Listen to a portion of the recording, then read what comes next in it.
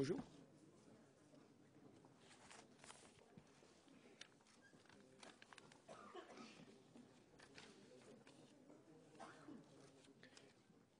Bien.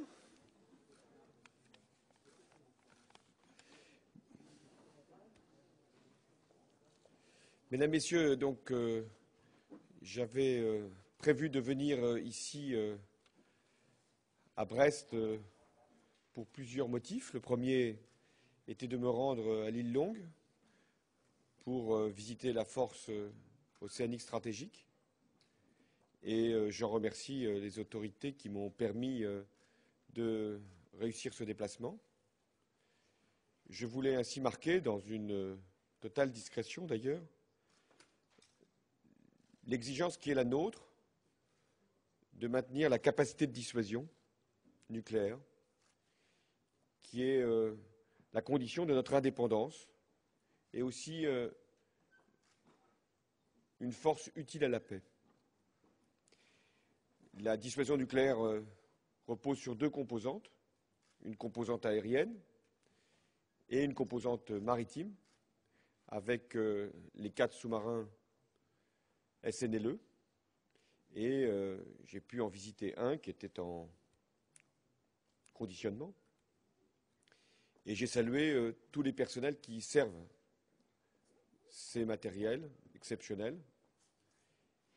Parce que s'il peut y avoir la permanence indispensable pour que la force de dissuasion, dans sa composante maritime, soit dans la possibilité d'être utilisée, il y a la nécessité d'une permanence en mer, au moins d'un sous-marin. Ça exige un haut niveau technique et une mobilisation des personnels. La dimension humaine de l'effort de défense, au-delà de ce que les budgets doivent prévoir, est une composante essentielle de notre capacité. Je veux aussi insister toujours sur ces questions de défense, sur la conception qui est la nôtre de l'arme nucléaire. L'arme nucléaire, dans le cadre de la dissuasion, est dans une stratégie défensive. Elle n'est pas une arme qui peut être utilisée dans le cadre d'un champ de bataille, d'une escalade. Elle est la riposte dès lors que nos intérêts vitaux sont menacés. C'est cette dimension défensive qu'il conviendra de prolonger. Il y a aussi la nécessité de poursuivre la lutte contre la prolifération de l'arme nucléaire.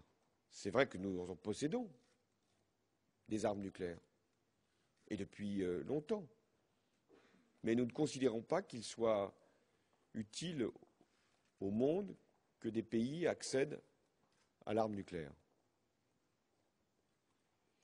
Et nous pensons que l'effort de désarmement doit être engagé, poursuivi.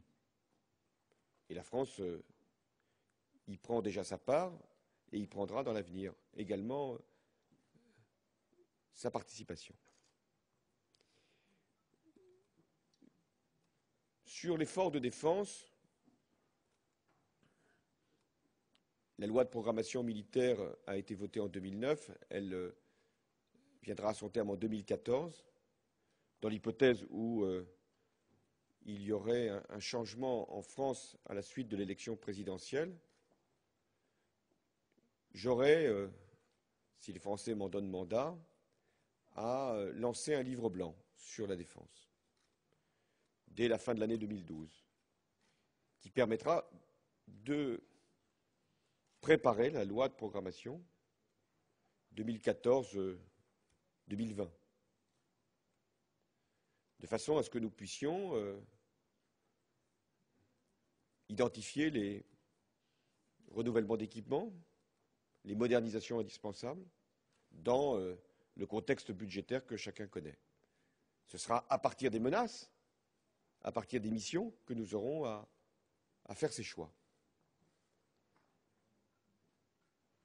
dans le cadre de cette loi de programmation, il y aura forcément des engagements à prendre. Et en même temps, la défense sera soumise aux mêmes règles que tous les autres budgets, c'est-à-dire la modernisation, la rationalisation et en même temps aussi le souci d'être efficace. Donc je vous annonce qu'il y aura, si les Français m'en donnent mandat, cette discussion autour du livre blanc, la recherche des missions, la préparation de l'avenir et le vote d'une loi de programmation militaire.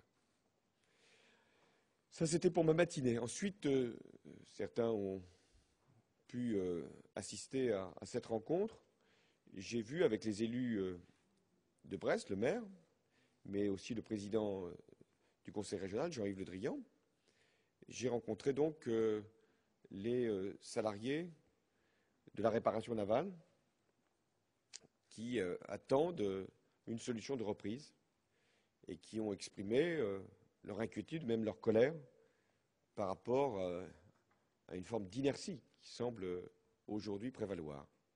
Je leur ai dit combien j'attachais du prix à la présence de la réparation navale, ici à Brest, parce qu'il y a un site exceptionnel, qu'il y a eu des équipements qui ont été réalisés et que nous avons besoin d'une réparation navale. J'ai eu aussi un échange avec à la fois président de l'université, président du pôle mer, président de la DCNS.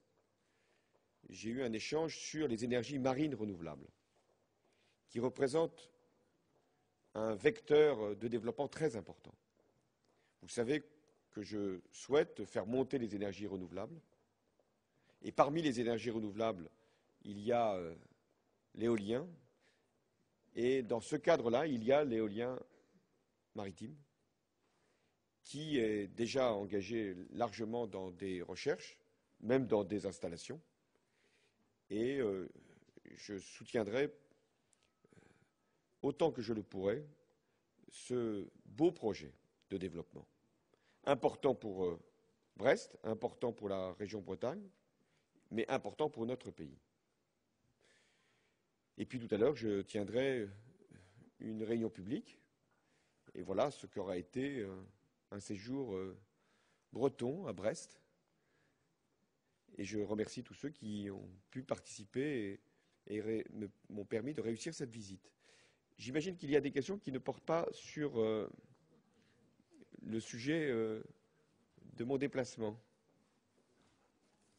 En effet, François Hollande, pas mal de questions concernant l'intervention télévisée de Nicolas Sarkozy par de moi Valérie Béranger, BFM TV. Tout simplement, comment avez-vous trouvé hier soir le chef de l'État ? Moi, je ne retiendrai qu'une seule annonce de l'intervention du chef de l'État hier soir. C'est l'augmentation de la TVA. Et je la considère inopportune, injuste, infondée et improvisée. Ça fait beaucoup. Et c'est pourquoi, si les électeurs en décident, et si demain je suis appelé aux responsabilités du pays, et si d'aventure le dispositif avait été adopté, je demanderai au Parlement de l'annuler. C'est en effet inopportun d'augmenter la TVA d'1,6 point, au moment même où la croissance se ralentit, de l'aveu même du Premier ministre, puisque le taux de croissance qui était prévu autour de 1% cette année va tomber à 0,5, peut-être moins. Et c'est précisément dans cette conjoncture, déjà difficile, avec une consommation qui faiblit, que le président sortant décide d'augmenter la TVA. C'est ensuite injuste. Au moment où il y a tant d'inégalités dans notre pays, où il y a eu tant d'avantages fiscaux qui ont été accordés aux plus favorisés, ou encore récemment, il a été allégé l'impôt sur la fortune, demander aux Français de payer un impôt de plus, c'est aggraver encore l'injustice qui caractérise le mandat de Nicolas Sarkozy. C'est à infonder. La compétitivité n'est qu'un faux prétexte. Ce n'est pas en baissant de quelques points des cotisations patronales sur toutes les entreprises qu'il y aura quelque progrès que ce soit pour notre commerce extérieur. Je rappelle que le déficit de la balance commerciale est de 75 milliards d'euros, 2/3 dans le cadre de l'Union européenne. Comment imaginer que quelques points de moins de cotisations patronales pourraient d'un seul coup améliorer nos échanges extérieurs? D'autant moins que cette baisse de cotisations patronales va porter sur toutes les entreprises, tous les produits, et donc aussi bien ceux qui sont exposés à la concurrence internationale que ceux qui sont importés, mais aussi que ceux qui sont fabriqués ici et qui seront consommés ici. Et surtout les services, puisque la baisse de cotisation va aussi être sur les services, sans aucun effet favorable sur la compétitivité. L'argument donc du commerce extérieur, de la création d'emplois, de la compétitivité tombe. Ceux qui sont favorables à un changement d'assiette de la protection sociale, c'est-à-dire à un basculement du travail vers une autre ressource, n'y trouveront pas non plus leur compte. Parce que ce qui était demandé, ce n'était pas 12 ou 13 milliards. Pour qu'il y ait un impact, pour les tenants de cette thèse, c'était 30, 40, 50. Une organisation patronale avait même demandé 70 milliards. Donc, il y a là un mauvais prétexte pour, hélas, une mauvaise cause, qui est d'augmenter les prélèvements sur les Français. Enfin, cette décision est improvisée. Je vais en prendre juste un exemple. Nicolas Sarkozy a dit que la hausse de la TVA allait être décidée tout de suite, mais appliquée au mois d'octobre. Tiens, pourquoi donc? Qu'y a-t-il entre tout de suite et le mois d'octobre? Cherchez, vous trouverez une date, peut-être même deux, un premier tour et un second tour. Mais c'est improvisé aussi parce qu'il a affirmé qu'il n'y aurait aucune répercussion sur les prix de la hausse de la TVA. Ça serait de nul effet pour les Français. Mais alors pourquoi renvoyer ça au mois d'octobre? Il a même dit, une contradiction supplémentaire dans son intervention, que les Français devaient se dépêcher même de consommer et que ça aurait, cette hausse de la TVA différée, un impact sur la croissance parce que les Français, craignant une augmentation des prix, achèteraient tout de suite. Ce qui d'ailleurs ruine le premier argument selon lequel la hausse de la TVA ne serait pas répercutée dans les prix. Tout cela est improvisé. Alors quand une décision est à la fois inopportune, injuste, infondée et improvisée, le mieux, c'est de la supprimer le moment venu. Et c'est ce que les Français auront à décider. Je termine sur une notation. En fin de mandat, l'impopularité ne révèle pas le courage. Ce serait trop simple. Ceux qui seraient impopulaires seraient les courageux. Non. En fin de mandat, l'impopularité, elle révèle la défiance des Français à l'égard de ceux qui les dirigent. Et il est donc périlleux de vouloir transformer une impopularité en courage. Et d'ailleurs, il n'y a aucun courage à demander aux Français de payer davantage d'impôts et à alléger la contribution des plus favorisés. Car même la CSG, augmentée de 2 points sur les revenus du patrimoine, touchera tous les patrimoines de manière proportionnelle, quelle que soit l'importance des placements. C'est-à-dire y compris des personnes qui n'ont que leur épargne pour assurer le complément de leur retraite, notamment. Voilà ce que j'ai pensé. Mais je n'en dirai pas davantage parce que je crois que maintenant, c'est un choix que vont faire les Français. Entre un projet, il nous a été présenté par le président sortant, et un autre, celui que j'ai moi-même proposé à nos compatriotes au Bourget et la semaine dernière. Allez-y. Je vais prendre 3-4 questions, puis après, je ne serai pas plus long. Oui. Et la taxation sur les transactions financières qui serait mise en application au mois d'août. Est-ce que vous reviendrez sur ces 2 annonces de Nicolas Sarkozy si jamais il les met en place? Et sinon, est-ce que vous les saluez? La banque publique d'investissement que j'avais proposée, elle est énoncée par Nicolas Sarkozy. Tant mieux, s'il peut préparer les choses. Mais ça vient bien tard. En plus, est-ce la même idée? Ce que je souhaite et veux mettre en place, c'est une banque publique d'investissement, c'est-à-dire mobilisant tous les établissements existants, mais ayant la capacité aussi de lever l'épargne. J'ai d'ailleurs donné un instrument. Le livret de développement durable serait doublé quant à son plafond et affecté au financement des PME. La banque publique d'investissement aurait aussi une présence régionale, car je souhaite que les fonds régionaux qui ont été installés, mis en place par les conseils régionaux, puissent être liés à cette banque publique d'investissement. Donc, chaque fois qu'une idée, même si elle est exprimée par moi et reprise par d'autres, peut avancer, je m'en félicite. Et donc, j'aurai à juger de ce qui va être décidé dans les prochains jours. Sur la taxe sur les transactions financières, je ne sais pas encore ce qu'elle sera. Il semble qu'elle s'applique simplement à quelques produits et qu'elle est très loin de la taxe sur les transactions financières que le Parlement européen avait souhaité. Cette taxe sur les transactions financières, ou ce qui est présenté comme tel, sera, nous dit-on, appliquée au mois d'août. Ben, nous verrons ce que nous en ferons à ce moment-là, si les Français nous ont donné leur confiance. Et deuxièmement, cette taxe sur les transactions financières remplacera en définitive un impôt qui avait été supprimé par Nicolas Sarkozy, l'impôt de bourse.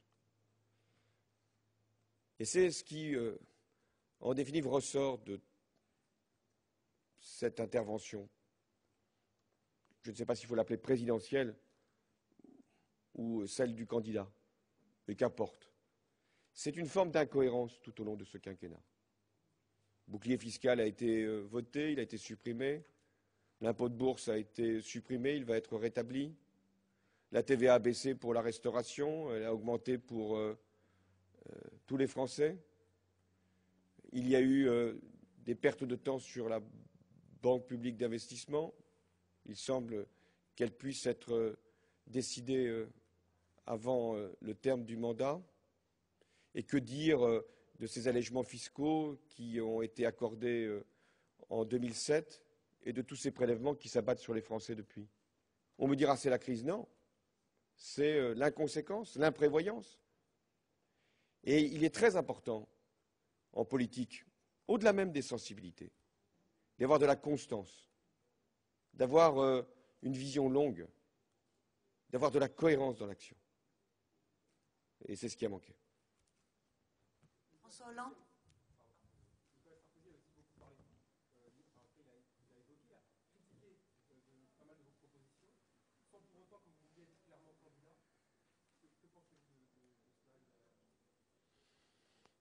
Je ne sais pas, c'est peut-être que mes propositions l'ont intéressé.